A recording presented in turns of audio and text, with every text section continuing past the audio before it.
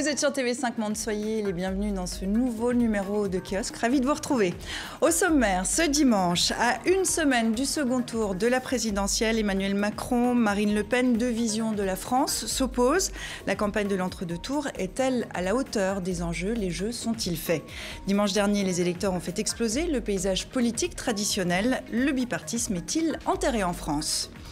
Le pape en Égypte, une visite sous le signe de la réconciliation et de l'œcuménisme, accolade chaleureuse avec le grand imam de la mosquée Al-Azhar, le Cheikh Al-Tayeb, message de soutien aux Coptes, cible privilégiée du groupe État islamique. François a-t-il réussi son voyage? L'Égypte est-elle la clé de l'avenir du christianisme oriental? Le Canada dans la ligne de mire de Donald Trump. Washington critique les pratiques d'Ottawa sur le lait et impose des taxes sur le bois. Combien d'emplois sont menacés? Comment le Canada peut-il sortir de sa dépendance économique? En toile de fond, la négociation du traité de l'ALENA liant le Canada, les États-Unis et le Mexique. Donald Trump bluffe-t-il quand il menace d'y mettre fin? Et pour en parler, voici tout de suite nos kiosqueurs. Nicolas Vinocure, journaliste, correspondant à Paris pour l'édition européenne de Politico, le média américain d'information politique. Avant cela, reporter pour l'agence de presse Reuters News à Londres notamment. Vous êtes américain, vous avez fait vos études à l'université de Yale. Samuel Lieven, journaliste au service religion du quotidien catholique français La Croix. Vous couvrez l'actualité des religions, christianisme, judaïsme, islam. De nombreux reportages sur le sort des minorités chrétiennes au Proche-Orient et au Pakistan. Co-auteur et coordinateur du livre noir de la condition des chrétiens dans le monde chez XO Éditions. Claude Guibal, grand reporter au service étranger de la radio France Inter, spécialiste du Proche-Orient et des questions liées à l'islam radical, après avoir été la correspondante de plusieurs médias français pendant une dizaine d'années en Égypte, puis en charge du service international à France Culture. Et puis Pierre Marlet, journaliste à la RTBF, la télévision belge, où vous avez effectué l'essentiel de votre carrière. Correspondant à Paris, vous couvrez notamment en ce moment la campagne présidentielle en France. Merci à vous quatre d'être en plateau pour nous livrer votre analyse sur l'actualité de la semaine. Vous pouvez faire de même chez vous sur les réseaux sociaux, sur Facebook, faites-nous part de vos commentaires, et puis sur Twitter avec le hashtag, le mot dièse, kiosque. On est en plein donc dans la campagne de l'entre-deux tours à la présidentielle en France. La journée de mercredi a offert un drôle de spectacle. Un seul scénario, deux films au final. Le lieu Amiens, la ville de naissance d'Emmanuel Macron, où le parti de Marine Le Pen a fini en tête au premier tour. Amiens et son usine Whirlpool, que le propriétaire américain a l'intention de fermer en 2018 pour transférer la production en Pologne. Pendant que l'un s'entretenait avec des représentants des ouvriers, l'autre effectuait une visite surprise à l'usine.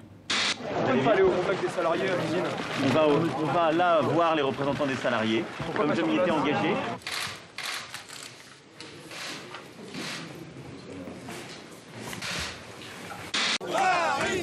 Exactement le même mais je vais pas être celle quoi sur la photo. Mais l'émotion, c'est normal. Voilà, vous êtes belle comme un cœur. Mes amis, j'ai tout planté à Paris pour venir vous faire ce salut fraternel, l'expression de mon soutien total dans le combat que vous menez contre cette politique économique déplorable. Je l'ai dit clairement, ça ne fermera pas. Voilà. Je suis à vous. Manifestement, c'est l'endroit qui m'est réservé. À tout à l'heure, je vous vois tout à l'heure. Merci à vous. Président Marie, président Marie, toi gouvernement, fabricant de chômeurs. Alors allez-y, c'est vous qui m'avez dit de venir, voilà. La réponse à ce qui vous arrive, ça n'est pas de supprimer la mondialisation ou ça n'est pas de fermer les frontières. Ne vous trompez pas. Je suis pas en train de vous dire que je vais sauver vos emplois. Parce que personne ne peut le faire dignement. Je suis en train de vous dire deux choses. Je suis en train de vous dire, je serai là pour protéger un plan social qui défend vos intérêts. Moi, je défends les entreprises.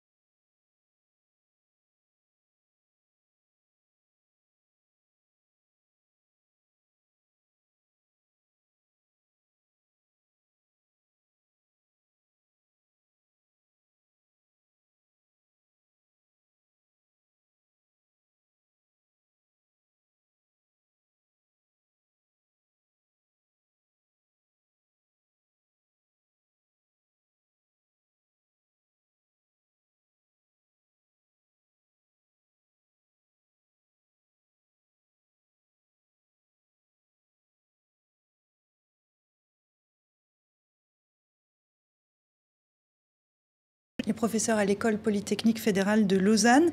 Vous allez le voir, les régions de France les plus peuplées sont les plus grosses, ce qui explique la taille énorme de Paris. Les couleurs montrent l'intensité du vote Macron en bleu, celui du vote Le Pen en brun, et puis les rares zones d'égalité, vous le voyez, sont en vert.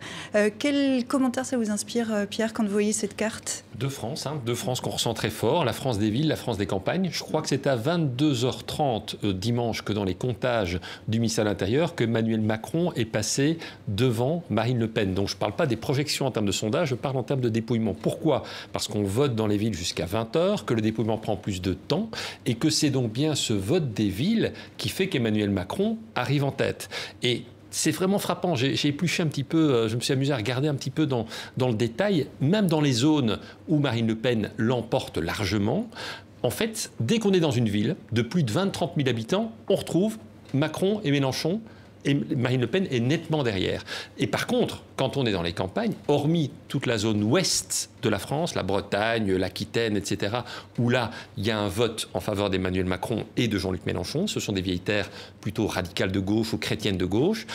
Partout ailleurs, on trouve Marine Le Pen qui est vraiment la candidate des campagnes. Ça veut dire quoi ? Ça veut dire qu'il est l'expression un peu d'une population un peu déboussolée, qui ne sait plus à quel sens se vouer, qui a la sensation d'un déclin, que les choses vont mal. En ville, on a le sentiment que les choses vont mieux. Et je suis d'accord avec Claude, c'est vrai que ça rappelle un peu la géographie des États-Unis. Avec tout de même une différence, c'est qu'ici, on est dans un scrutin national. On n'est pas avec 50 élections. Rappelons quand même qu'aux États-Unis, si on avait décompté selon le même scrutin, Hillary Clinton avait quand même 2 millions de voix de plus. Certes, c'était serré, mais voilà, c'était un résultat différent. Voilà pour le premier tour. Le second tour, c'est la semaine prochaine. Se pose la question des reports de voix. Emmanuel Macron, sur le papier, a les meilleures chances de se qualifier. Mais flottement, après dimanche soir dernier, regardez cette une du quotidien Libération qui s'interrogeait cette semaine. Et Manu, tu redescends. C'est évidemment une allusion à un sketch des Inconnus, des humoristes français bien connus en France en tout cas. Il y a eu, c'est vrai, un retard à l'allumage dans la campagne de l'entre-deux tours. On lui reproche son attitude de vainqueur au premier tour. Est-ce qu'il peut chuter malgré cette avance théorique ? Et en gros, est-ce que les jeux sont faits ou est-ce que le Front National, contrairement aux projections logiques, pourrait l'emporter ? Sur le papier, ça a l'air très compliqué parce qu'il y a plus de 3 millions de voix à gagner pour le Front National. Ça ne se fait pas en une semaine, mais mine de rien, ce qui les rassure et ce que disent les cadres du Front National, c'est qu'il n'y a qu'à attendre que Emmanuel Macron fasse des gaffes. Quand on voit la séquence du lundi au mercredi de la campagne d'Emmanuel Macron, eh bien, c'est 1 ou 2 points dans les sondages pour Marine Le Pen, par élimination. Et aussi ont été très dynamiques à réorienter le message de campagne avant le premier tour en rentrant dans ce deuxième tour. Ils se sont rendus compte que le message qui oppose les patriotes aux mondialistes est mal compris par une section des Français et ils orientent le message désormais sur la protection. L'idée de protéger tous les Français. Ça rappelle ce que disait Nicolas Sarkozy en 2012. C'est un message qui s'adresse à la droite, mais aussi à une partie de la gauche, pour dire on va vous protéger de toutes sortes de menaces, que ce soit la mondialisation, la compétition, etc. Et c'est un message qui... je ne vois pas du côté d'Emmanuel Macron, faut attendre de voir, mais de prise de conscience, de mise en marche d'un nouveau message, une nouvelle dynamique avant le deuxième tour. Il faudrait quel score à Emmanuel Macron pour bien gagner, s'il gagnait ? Moi, personnellement, je crois que l'idéal pour lui, il faut qu'il gagne, bien sûr, mais il faudrait qu'il gagne avec 60%. Et c'est là toute la difficulté. C'est que il y a quand même, ce qui m'étonne, moi, quand je regarde cette campagne et quand on compare avec la situation il y a 15 ans, quand Jean-Marie Le Pen était au premier tour, ça n'a plus rien à voir. Et il y a quand même, il faut bien le dire, chez un certain nombre de protagonistes, quelques calculs. Bon, François Fillon est sorti avec élégance. Il a une campagne difficile. Dieu sait qu'il y a plein de choses à lui reprocher, mais au moins, il a tout de suite donné un message clair. Voilà, il faut voter pour Emmanuel Macron en le citant. C'est pas le cas de tout le monde à droite. C'est pas le cas non plus chez Jean-Luc Mélenchon, particulièrement. Il a toujours évité de donner le nom. Et moi, ce qui me frappe, c'est que, évidemment, cette campagne laisse des traces par rapport au premier tour. La violence a été telle. Et la cible numéro 1, il ne faut pas l'oublier, c'était d'abord Emmanuel Macron pour à peu près tous les candidats. Donc, évidemment, on demande aux gens, là, maintenant, on a tapé sur Macron et maintenant, on leur demande d'aller voter pour Macron. Non, évidemment, c'est un message qui a un petit peu de mal à passer. Il y a aussi un message théorisé, parfois du monde intellectuel qui est assez fascinant. Je lisais un philosophe qui explique que Emmanuel Macron représente l'extrémisme du centre. Alors moi, je veux bien tout ce qu'on veut. On peut trouver des raisons objectives de s'opposer à Emmanuel Macron. On peut le trouver trop, pas un peu à gauche, un peu à droite, c'est un peu trop flou. Ça, je comprends l'argument, mais extrémisme du centre, moi, quand j'ai un bout de ficelle, je vois le côté extrême gauche, extrême droite. Ça me fait presque penser au sketch, vous savez, dans le film Mission Cléopâtre, où il y a les serviteurs de Cléopâtre qui trempent leurs doigts dans l'eau du bain de Cléopâtre pour voir si c'est pas trop chaud, pas trop froid, et qui disent « Oh là là, c'est trop tiède, hein, attention, c'est vraiment trop tiède ». Là, il y a quand même quelque chose qui me dépasse dans la violence des attaques que peut subir aujourd'hui Emmanuel Macron. Voilà, alors dans l'autre...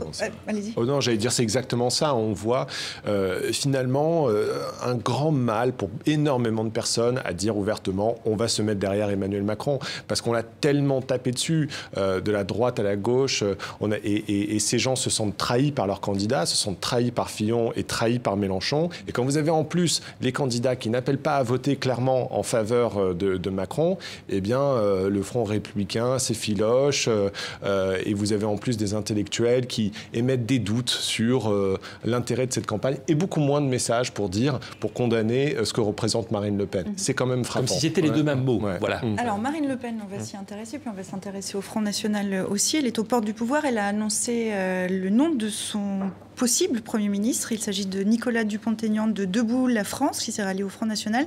Il a collecté 4,7% des suffrages au premier tour. Quel est le poids de ce ralliement qui a fait quand même l'effet un peu d'un choc en France ? Il a fait plus que ce qu'on pouvait imaginer au départ, Dupont-Aignan. Donc, clairement, pour Marine Le Pen, il représente une forme d'ouverture sur sa gauche, même si on se situe quand même très à droite de l'échiquier politique. Dupont-Aignan, je me souviens aussi avoir entendu dans les conversations avant le premier tour qu'il était une sorte de valeur refuge pour ceux aussi qui, cette droite en quelque sorte qui aurait été spontanément pour Fillon et qui était décidément trop gênée par les affaires et qui donc donnait encore une plus-value morale à la candidature de Dupont-Aignan. Donc il a pu ratisser un peu comme ça et peut-être même d'ailleurs empêcher François Fillon d'accéder au second tour. Donc il est du coup pour Marine Le Pen reprendre la possibilité de récupérer une clientèle qui pourrait redorer en quelque sorte son blason, je dirais, au plan moral d'une extrême droite qui est a priori mal vue par cette droite classique, propre en quelque sorte. Voilà. Donc clairement pour elle un enjeu d'ouverture et qui en même temps a créé une espèce d'électrochoc, y compris même au sein des gens qui n'auraient jamais voté pour Dupont-Aignan, parce qu'on sent bien que ça crée une sorte d'électrochoc en sa faveur, un peu comme Bayrou a pu créer un électrochoc, même s'il ne représentait finalement, on ne savait pas trop, mais que lui-même, et quelques points dans l'opinion, en faveur d'Emmanuel Macron. Donc oui, c'est quand même un tournant très positif pour elle, même si on s'en tient maintenant à l'arithmétique, on est quand même encore loin du compte. Nicolas ? Oui, non, c'est simplement pour dire, oui, ça vaut un peu moins d'1 million de voix, donc on est quand même loin du compte. Et Bayrou, il valait quand même 10% à la présidentielle la dernière fois, et Dupont-Aignan, c'est plutôt 5%. Mais ce que ça dit quand même, Dupont-Aignan n'est pas sur la même position sur l'euro, et ça envoie un message fort au soutien, ceux qui soutenaient François Fillon, pour dire, vous inquiétez pas, il y a quelqu'un qui n'est pas un anti-européen maladif qui va être Premier ministre, et donc vous pouvez avoir confiance. Donc je pense que c'est vraiment ce message-là pour dire, encore une fois, rassurer les gens. Ce qu'elle disait à Nice cette semaine, n'ayez pas peur. N'ayez pas peur, c'était le message pour toute la droite conservatrice. N'ayez pas peur, on va mettre quelqu'un de sensé aux commandes. Et pourtant, le Front National fait peur. Le principal reproche qui lui est fait, c'est la xénophobie, l'islamophobie, sans grande efficacité aujourd'hui. Je ne sais pas si vous partagez ce constat-là.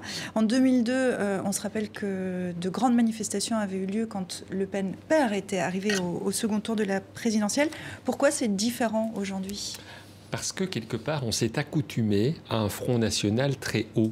Et ça n'a surpris personne de voir Marine Le Pen au second tour dimanche dernier. Les sondages le prévoyaient depuis des mois, c'est vrai. Mais d'abord, les sondages le prévoyaient. Et puis, bien sûr, elle est au second tour, mais n'oublions tout de même pas qu'au régional, il y a 1 an et demi, elle faisait 28% en moyenne nationale. Elle faisait 40% dans le Nord, 40% dans le Sud, en Provence-Côte d'Azur. Donc on est habitué, depuis quelques années, à une Marine Le Pen extrêmement haute dans les sondages. Puis, il y a un contexte, il faut bien le dire, qui a changé. Il y a une France de plus en plus désabusée, qui n'y croit plus, et donc qui favorise, je pense, Est-ce que la parole ce ralliement Front raciste National. aussi s'est libérée? Est-ce que ça a à voir avec ça? Il y a, à mon avis, oui, il y a une parole raciste qui s'est libérée en France, oui, qui était impensable il y a 15 ans, bien sûr. Vous constatez tous, Nicolas Puy-Claude? Très rapidement, il y a une grande différence aussi, c'est qu'il y a énormément de jeunes qui votent et de primo-votants qui votent pour le Front National et pour eux. Sans en connaître les origines. Sans en connaître les origines, exactement. Et donc pour eux, les questions du négationniste, les questions de ce que raconte Monsieur Jalc, Jean-Marie Le Pen, même l'entourage proche de Marine Le Pen, Axel Lousteau, Frédéric Chatillon, ça n'a plus le même impact chez les jeunes. Ils sont tentés de finalement relativiser cela et dire mais on voit qu'ils le mettent carrément en équivalence avec, avec la finance et ce que représente. Je vois sur Facebook des gens qui mettent j'ai du mal à choisir entre deux fascismes. On en est là et je pense que ça tient à une forme de manque de culture aussi chez certains. Oui, moi je suis assez frappée. Alors je ne vivais pas en France en 2002, donc j'ai pas le souvenir de ces grandes manifestations. En revanche, je suis frappée par la libération de la parole, qui est complètement décomplexée aujourd'hui en France. Et là, je compare après 15 années d'absence dans mon pays, en fait.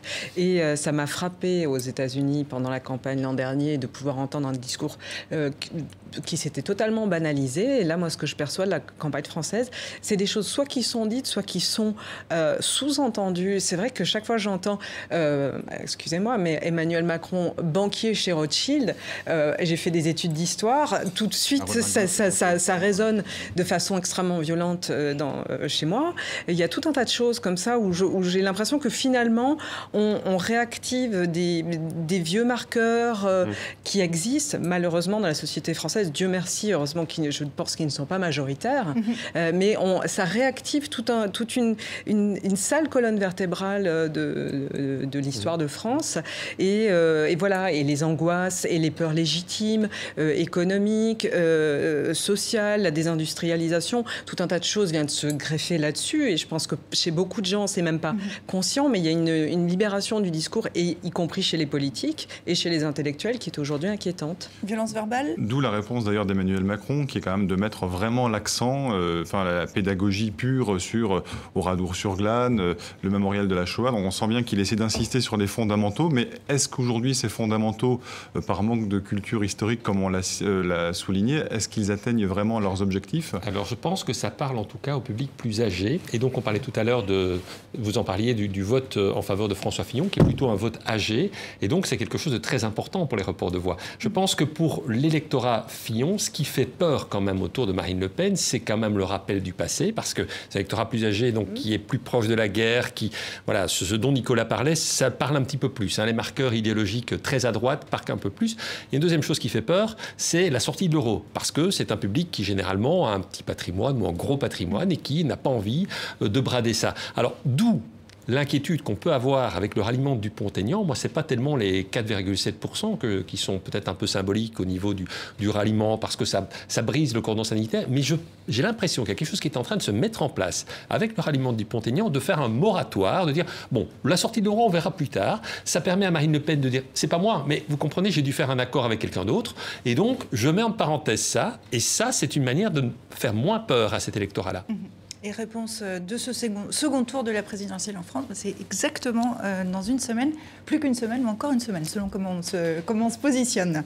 Je vous propose qu'on avance dans l'émission puis qu'on passe à un autre gros thème cette semaine. Le pape a pris son bâton de pèlerin, il s'est rendu en Égypte pour une visite hautement symbolique, un séjour rapide mais riche avec plusieurs objectifs: calmer les tensions communautaires, confirmer le dialogue avec l'islam, réchauffer les relations avec l'Égypte et soutenir les chrétiens d'Égypte.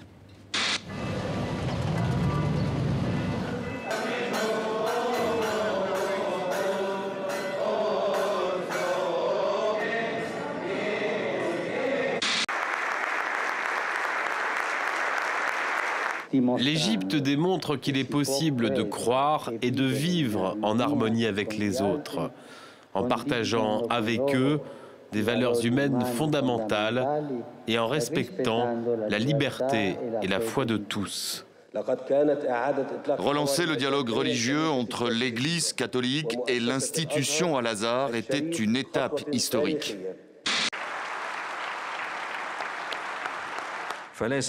L'islam ne peut être considéré comme une religion terroriste sous prétexte qu'une poignée de croyants a décidé de détourner certains de ces textes pour les interpréter d'une manière altérée, pour les utiliser pour commettre des effusions de sang et tuer les innocents.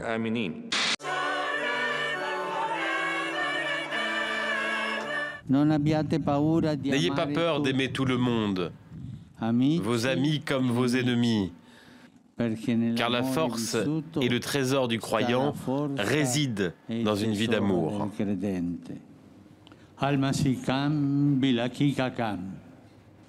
Donc une visite très très rapide mais très chargée. Est-ce que c'est une visite réussie, Samuel ?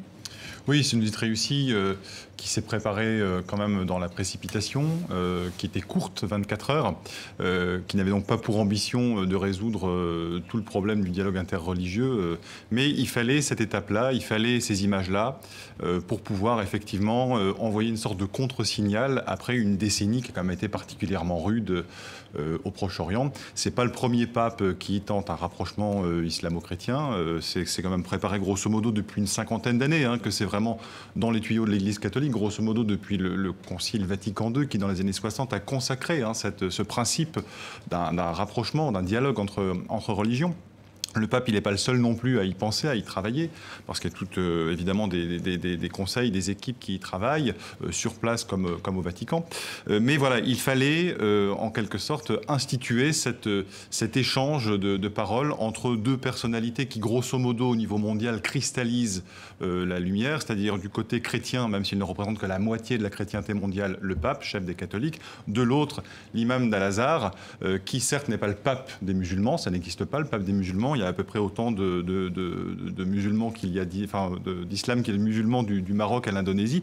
Mais voilà, c'est une autorité morale particulière. Et donc, en ce sens, symboliquement, on est dans l'ordre du symbole. Oui, c'est une visite quand même réussie. Comment les Égyptiens l'ont vécu, cette visite ? Est-ce qu'elle a été bien perçue ? Alors, je pense qu'elle a été bien perçue de toute façon comme geste d'ouverture. Après cette décennie compliquée, le discours de Ratisbonne du précédent pape qui avait été une vraie fracture quand même. Il y a une grosse brouille après les comme une grosse fracture. De Benoît XVI. Après, le symbole de cette rencontre à Al-Azhar-Vatican, c'est que le cheikh d'Al-Azhar, tout en étant une autorité religieuse, est une autorité nommée par l'État égyptien. Et elle est considérée en tant que telle. C'est depuis Nasser que le cheikh d'Al-Azhar est nommé par l'État sur proposition des oulémas, mais il est perçu malgré tout comme, par les musulmans comme le représentant, même si ce n'est pas le moufti qui est le représentant de l'État, mais comme une voix officielle. Donc ce n'est pas l'attitude du cheikh d'Al-Azhar qui va considérablement modifier l'attitude du musulman de base égyptien. Ça fait du bien, ça fait énormément de bien aux Coptes, je pense, ce geste symbolique. Les Coptes qui en ont énormément besoin, dont la situation est aujourd'hui catastrophique, mais ce n'est pas non plus la récente, parce que les Coptes sont des cibles de substitution en Égypte depuis des décennies et des décennies. Ce qui est dramatique de constater, c'est que après la grosse frayeur que les Coptes ont eue avec la présence des frères musulmans au pouvoir, l'arrivée de Sisi au pouvoir, pour lesquels les Coptes se sont engagés, le patriarche actuel. Leur reproche voilà.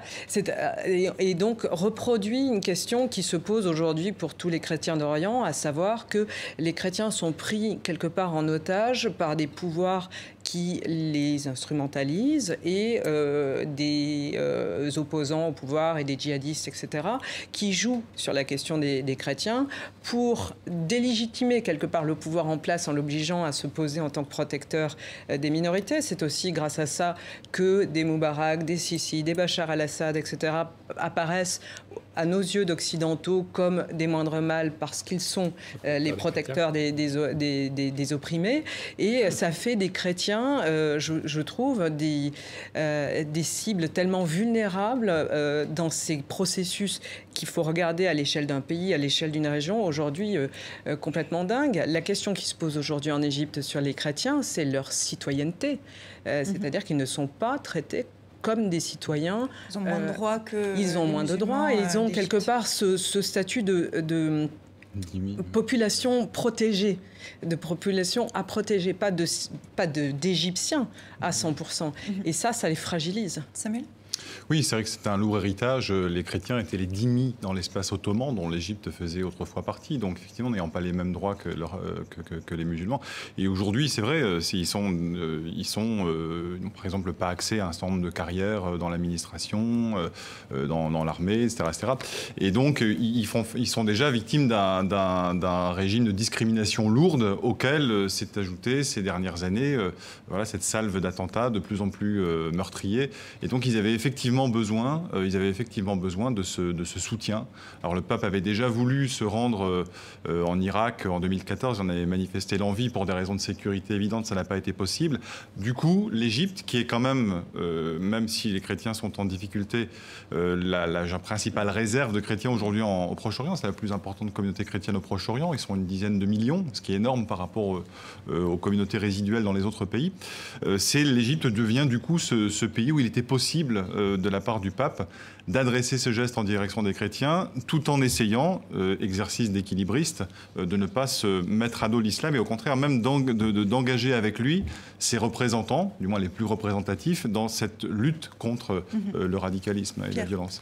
On a parlé de symboles, mais en politique, c'est important les symboles. Et je pense qu'ici, c'est une forme de politique. Donc certainement, l'image là qu'on voit derrière vous, Sylvia, oui, c'est une image extrêmement symbolique par les temps qui courent essentiellement.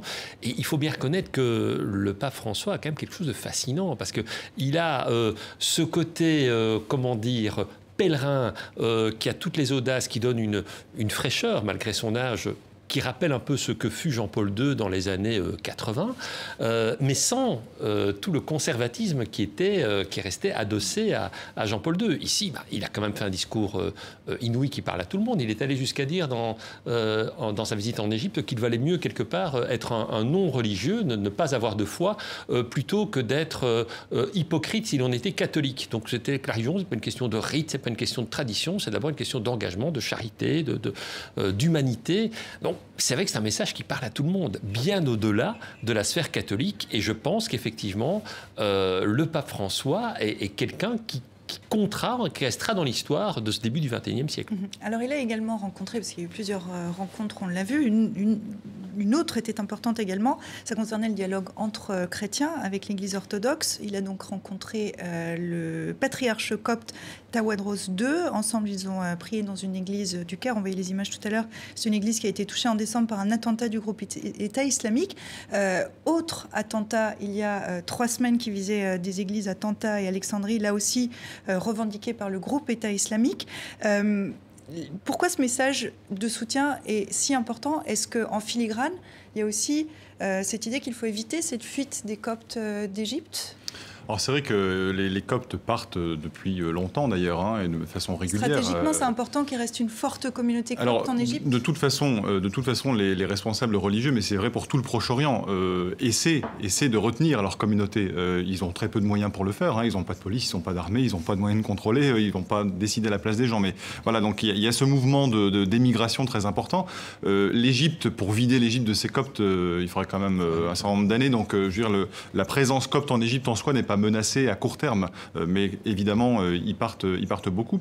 Ce qu'il y a, c'est qu'il y a aussi la volonté de la part justement, et ça rejoint un petit peu ce que vous disiez, de rappeler les chrétiens à leur mission première, c'est-à-dire pas simplement appartenir à une communauté, mais être vraiment ouvert sur le monde faire partie de la société. C'est vraiment le gros enjeu, c'est-à-dire que les chrétiens au Proche-Orient sont fondamentalement divisés. Ils appartiennent à plus de 12 confessions différentes liées à l'histoire.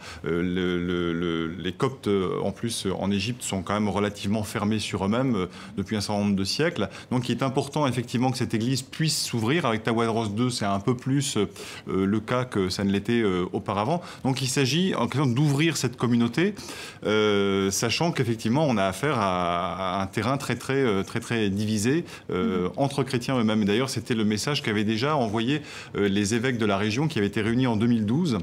C'était à l'initiative de Benoît XVI, où où justement il était question d'union de ces communautés chrétiennes et aussi de citoyenneté, parce que le problème qui se pose en Égypte, il ne se pose pas qu'en Égypte, il se pose au fond partout. La citoyenneté, c'est vraiment la pierre angulaire sur laquelle va pouvoir se bâtir une société où l'appartenance clanique, familiale ou religieuse ne détermine plus le destin des gens dans la société. Et de ce point de vue-là, la rencontre avec Al-Sisi, qui n'a été peut-être pas tellement mise en avant par le Vatican, est-ce qu'elle était importante justement? Elle est importante parce qu'elle revient à cette question de citoyenneté. Pour ne pas que les chrétiens d'Égypte, d'Irak, de Syrie quittent leur pays, il faut qu'ils aient le sentiment d'appartenir à ce pays à 100% et d'y valoir autant qu'un autre citoyen. Ce n'est pas le cas en Égypte où l'hémorragie, elle existe depuis des années, notamment pour ce régime de discrimination quasi institutionnalisé qui empêche nombre de chrétiens d'accéder à de hautes fonctions. Alors on vous citera toujours tel ou tel exemple, histoire d'eux.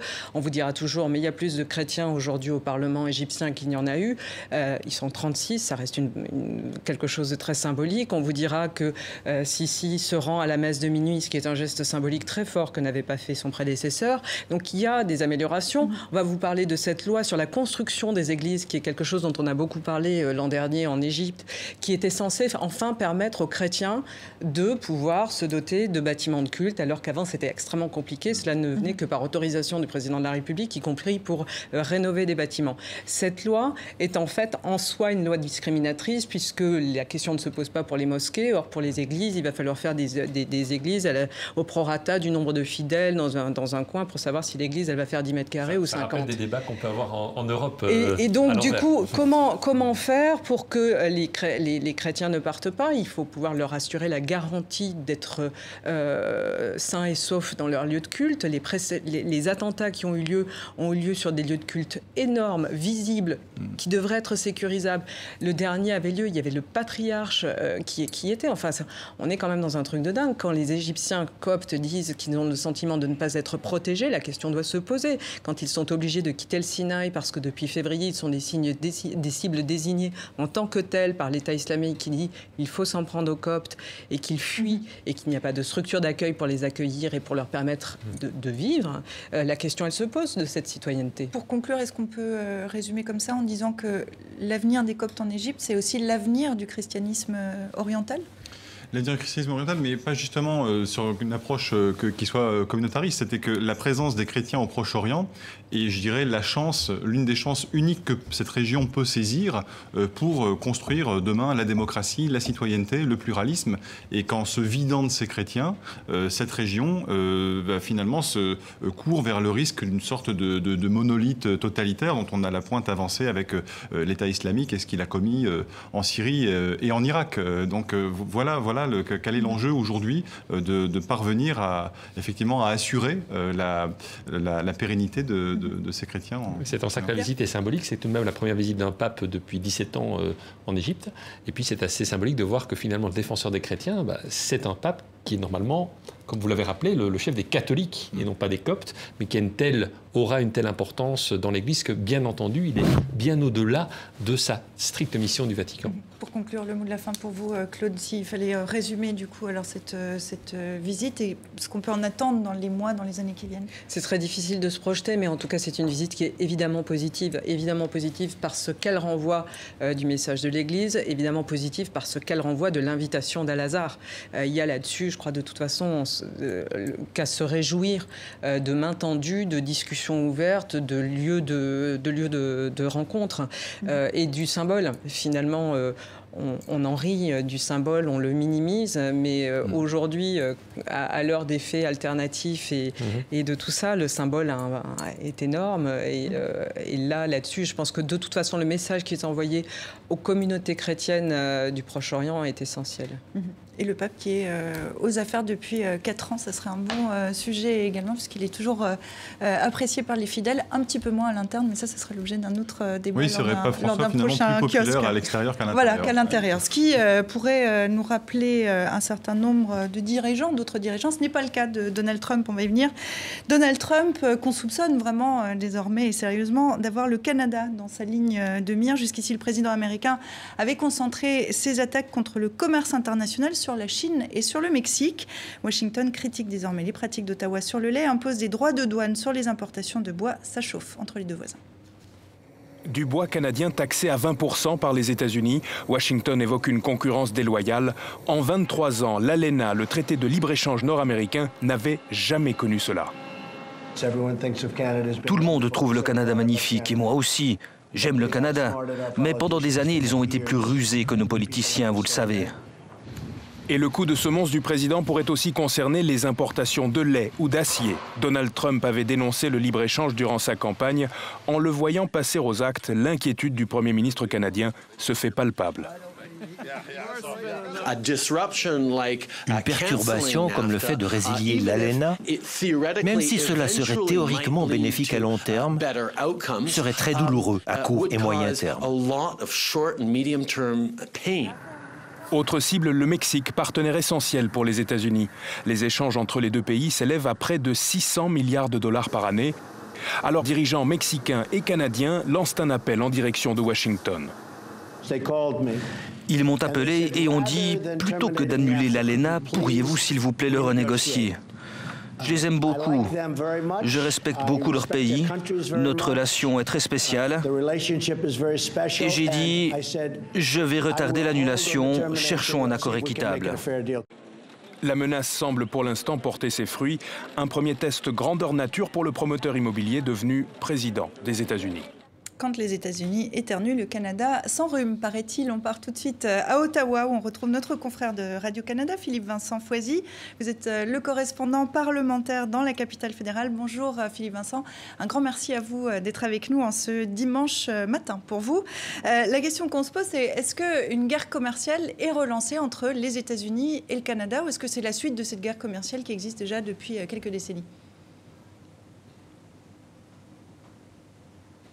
Alors, on voit plusieurs volets dans cette bataille commerciale-là. D'abord, le bois d'œuvre, ça, c'est vraiment une guerre commerciale qui se poursuit, qui date de plusieurs années. Même avant l'ALENA, il y avait des discussions et cette bataille commerciale pour des droits de douane pour le bois d'œuvre canadien qui est exporté aux États-Unis. Lors des dernières années, le Canada a toujours eu le dessus lorsqu'on a amené ces causes-là devant les tribunaux commerciaux ou les tribunaux de l'ALENA. Mais ce qu'on voit, par contre, c'est que depuis quelques semaines, Donald Trump prononce beaucoup le mot « Canada » dans ses discours et c'est souvent accompagné de termes péjoratifs. On l'a vu aussi dans le dossier du lait cette semaine, la semaine dernière, lorsqu'il était au Wisconsin. Il en a reparlé cette semaine en disant que ce qui se passait ici, c'était complètement injuste, qu'il allait prendre le téléphone et qu'il allait poser des questions. Et si jamais il n'avait pas de réponse satisfaisante, il allait imposer ses propres solutions. Et là, on apprenait cette semaine aussi qu'il y avait une rumeur que M. Trump voulait purement et simplement déchirer l'accord de libre-échange nord-américain qu'on appelle l'ALENA ici. Et ça pourrait aussi faire mal du côté du Canada. Mais si on regarde le bois d'œuvre, c'est pas surprenant, c'est pas nouveau à Donald Trump. Ça arrive avec tous les autres présidents. Il y a toujours ces négociations-là. Même avec Barack Obama, le Canada n'était pas capable de s'entendre pour une entente. Avec les producteurs de lait, Donald Trump a fait ce que les anciens présidents américains ont fait, mais les anciens présidents le faisaient de façon un peu plus discrète. Et les présidents américains, les États-Unis, n'aiment pas le système de gestion de l'offre canadien, un système qui fixe les prix, qui limite la production, mais aussi qui ferme les frontières à tout ce qui est produits laitiers, œufs et volailles. Donc ça, les Américains détestent ce système-là. Alors, aimeraient que ça change, mais Donald Trump l'a fait, lui, en public, ce qui était surprenant par rapport aux autres présidents. Et puis, sur le dossier de l'ALENA, bien là, on ne sait pas trop sur quel pied danser ici. Est-ce que Donald Trump veut vraiment déchirer l'ALENA? Est-ce que c'était du bluff? Est-ce que c'était une stratégie de négociation pour un message un peu plus à l'interne qui visait, par exemple, les élus du Congrès ou les sénateurs? Là, on ne sait pas trop encore ce que M. Trump veut faire avec ça. Et comment c'est vécu à Ottawa?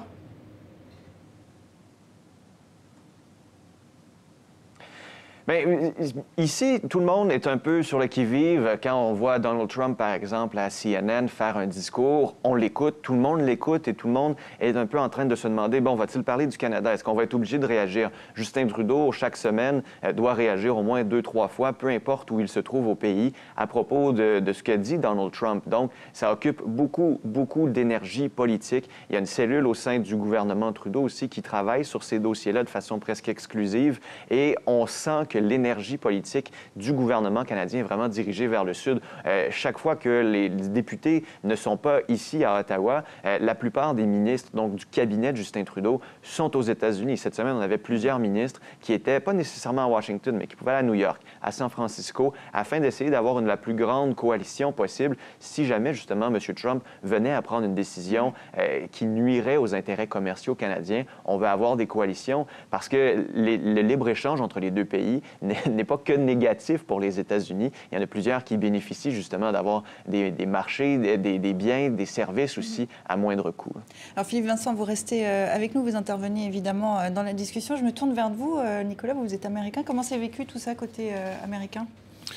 Je pense du côté américain, on commence à s'habituer à la méthode Donald Trump. Ce qu'il faut savoir, c'est qu'on arrive aux 100 jours de cette présidence avec toute une série d'échecs. C'était hier samedi. Toute une série d'échecs sur beaucoup d'initiatives législatives et très peu de réussite. Donc, que fait Donald Trump? Il crée des contre-feux, il crée des provocations, comme celle-là, où il prend pour cible un leader politique qui est son opposé, finalement, Justin Trudeau, c'est l'anti-Donald Trump, pour aussi faire remonter sa base. Et puis, on profère une menace. La menace, c'est on va revenir sur l'ALENA, cet accord structurant pour toute l'Amérique du Nord. Et puis, ce qu'on constate, finalement, la méthode Donald Trump, c'est quoi? C'est de faire une menace maximale pour ensuite revenir, pour ensuite dire « Ah, j'ai reçu des coups de fil très amicaux de la part de ces dirigeants et je me suis décidé que je n'allais pas tout jeter à la poubelle. » Et donc, finalement, on va terminer sur quelque chose de tout à fait classique,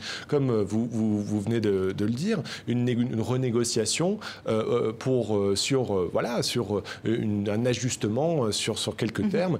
Et également, une autre chose à rappeler, c'est que les États qui sont concernés par l'échange avec le Canada, c'est des États qui ont été instrumentaux pour la victoire de Donald Trump. Et donc, il faut bien leur montrer une récompense à ces producteurs de lait dans le Wisconsin qui ont voté pour Donald Trump, qui va faire quelque chose pour eux. Il faut regarder les résultats et ce qui fait vraiment. Et la vérité, c'est que c'est pas grand-chose pour l'instant. Oui, parce que pour le moment, on est fort dans la com, et donc là, je rejoins tout à fait ce que dit Nicolas, on envoie des signaux. Maintenant, en pratique, il faut voir d'où vient l'ALENA. Pourquoi est-ce qu'on a fait l'ALENA? C'est assez amusant, quand on regarde ici de ce côté de l'Atlantique, les Américains ont fait l'ALENA avec les Canadiens et les Mexicains, parce qu'ils étaient inquiets de voir se construire une Europe, c'était l'Europe de Maastricht, une Europe unie, avec une zone de libre-échange, et surtout une structure politique qui gérait un peu. Donc, ici, si vous voulez, l'ALENA, c'est un grand marché comme en rêveraient les Anglais dans l'Union européenne. C'est un peu ça, avec des tribunaux d'arbitrage quand on n'est pas d'accord. Donc là, ça rappelle toute la négociation, toute la discussion, toute la dispute qu'il y a eu avec le CETA il y a quelques mois. C'est le traité entre le Canada et l'Union européenne. Et l'Union européenne qui a tendu les relations, notamment côté belge. Là, il y a eu les Wallons qui se sont insurgés parce qu'ils trouvaient que des tribunaux d'arbitrage, ça n'allait pas, qu'il vaut mieux des instruments comme les cours européennes de justice qui sont là pour ça, etc. Donc ça renvoie un peu à la question de, tiens, le libre-échange, est-ce qu'il ne faut pas parfois des instruments politiques pour pouvoir arriver à en tempérer les effets négatifs? Ce qui est paradoxal, c'est que ça ne peut fonctionner qu'avec un transfert partiel de souveraineté. Or, Donald Trump, qu'est-ce qu'il dit? Il est contre tout transfert de souveraineté, il veut quelque part garder les frontières, mais comme le rappelle très bien notre correspondant canadien, l'ALENA, sur certains terrains comme le lait, ça ne profite pas aux Américains, mais dans d'autres domaines, ça profite. C'est la caractéristique du libre-échange. On gagne d'un côté, on perd de l'autre. Donc on est là un peu dans une espèce de guerre des nerfs un peu surréaliste, et on se demande effectivement si le but, c'est pas surtout de bomber le torse, afin d'essayer d'obtenir quelque chose de symbolique. Claude? Oui, essayer d'obtenir quelque chose. Hein. Mais c'est exactement ce que Philippe Vincent Foisy disait tout à l'heure quand il disait que c'est pas nouveau qu'à chaque président américain on a renégocié, etc. Mais ça, mais maintenant on le fait avec la méthode Trump dont vous parliez, qui est une méthode de commerce. Hein. Finalement, c'est j'arrive, je mets les enchères très très haut, je fais peur à tout le monde. C'est vous voulez l'appartement, vous le prenez tout de suite là parce qu'il y a des acheteurs derrière. En fait, plus que comme un il se comporte comme un homme d'affaires. On a vu avec la Chine auparavant, on l'a vu systématiquement avec des grands effets. La Chine qui était l'ennemi à abattre et puis depuis 3 3 semaines, le président Xi Jinping est un ami formidable et tout va bien. Et on est là dans la méthode Trump et où tous, on suit ce storytelling américain aussi de Trump, on rentre dans ces grandes angoisses, de grands mots, de grands effets. On en fait 3 tonnes à chaque décret qu'il signe, alors que chaque décret est ensuite détricoté et puis qu'on y revient, qu'on les oublie. Il annonce depuis le début de ses 100 jours de mandat des grandes choses, mais qui ont déjà été entamées avant lui. Enfin, le mur, c'est pas lui qui l'a créé, avec le Mexique. On réactive tout un tas de vieux trucs. On attend toujours que le Mexique le paye. Et voilà. Et puis, hop, on enterre tout ça. L'idée étant de faire peur et d'arriver en position de force sur des négociations ensuite qui peuvent se faire plus facilement, pour faire des deals. Voilà. On va retourner au Canada où nous attend Philippe Vincent. Philippe Vincent, la dispute commerciale dure depuis 1982 entre le Canada et les États-Unis. En 2001, des dizaines de milliers d'emplois avaient été passés à la trappe. Est-ce que là, il y a une vraie crainte au niveau de l'emploi, au niveau canadien ? Oui, bien, on parle surtout du bois d'œuvre. Là, bien sûr, on va pouvoir voir des pertes d'emplois le temps que le conflit se règle, à moins que les gouvernements décident d'intervenir ici localement. Pour l'ALENA, en ce moment, ce qu'on voit, c'est beaucoup d'incertitudes. Les entreprises canadiennes hésitent à investir et elles se demandent si, est-ce que c'est le temps d'ouvrir cette fameuse usine aux États-Unis pour continuer la production des deux côtés de la frontière? Est-ce que je ne suis pas mieux d'investir au Canada ou de me trouver d'autres marchés? Mais c'est quand même compliqué parce que les États-Unis sont si proches, alors que si on veut d'autres marchés, l'Europe, c'est bien, mais il faut prendre l'avion ou le bateau. La Chine aussi, c'est bien si on est en Colombie-Britannique. Mais pour l'instant, on est en train encore d'évaluer cette incertitude-là. Et au niveau politique, juste pour enchérir sur ce que vous disiez par rapport à M. Trump, on voit beaucoup Donald Trump dire « oui, voici ce qu'on fait ». Et finalement, une journée après, on réalise que c'est pas nécessairement la même chose. On l'a vu avec la flotte qui s'en allait en Corée du Nord, par exemple. Finalement, c'est pas là qu'elle allait. Par exemple, avec l'OTAN aussi, d'une journée, c'est complètement obsolète. Le lendemain, non, finalement, on aime bien. Alors, à force d'avoir ces doubles discours, ces flip-flops, comme on appelle ici souvent à Ottawa, M. Trump va peut-être perdre la crédibilité aussi auprès de ses alliés. Et c'est ce que certains craignent ici, parce que Donald Trump reste un allié canadien important. Et s'il perd la crédibilité aux yeux du monde, ça pourrait aussi nuire à cette position-là stratégique des États-Unis. Et c'est ce qu'on regarde du côté canadien aussi. Merci beaucoup, Philippe Vincent, d'avoir été avec nous depuis Ottawa. Excellent dimanche à vous. On continuera à suivre cette bataille commerciale à travers votre regard. D'un mot pour terminer, on en a déjà un peu parlé, donc les 100 jours à la Maison-Blanche, c'était hier. Un mot pour qualifier ou une note à donner à Donald Trump pour ses 100 premiers jours, Samuel? Finalement, c'est presque envie de dire que c'est pas si mal. Il aurait eu besoin que de 100 jours pour se mettre à l'école du réel, au fond, Donald Trump. Donc il a fait un petit tour du monde, justement, des bombages de torse vis-à-vis de l'Europe, vis-à-vis du Proche-Orient, vis-à-vis de l'Extrême-Orient. C'est le métier qui rentre, en fait. Voilà, et c'est le métier qui rentre. Et maintenant, on a l'impression que voilà, il est obligé de se rabattre un peu sur son voisinage, et puis il est en train de se rendre compte qu'au fond, le Canada, c'est tout simplement le premier partenaire commercial des États-Unis, loin devant même l'Union européenne. Le Canada achète plus de produits aux États-Unis que tous les pays de l'Europe réunis. Et donc, il devra bien se rendre compte qu'effectivement, il ne peut pas tout jeter, finalement. Voilà. D'un mot, Pierre, sur ces 100 jours, le tourne, dites-moi vite. Je suis assez d'accord que c'est un apprentissage de l'école du réel, avec quelque chose d'encore plus troublant quand même chez Donald Trump, c'est qu'il peut changer d'avis comme de chemise, mais une vitesse VV prime, on a l'impression que c'est très émotif, quoi. En gros, il voit des petits-enfants qui sont victimes de bombardements, et tout à coup, ça le fait changer complètement, radicalement. Il a accéléré le rythme auquel on était habitué. Et là, Nicolas, c'est assez fascinant. C'est quand même assez inquiétant. D'un mot pour conclure.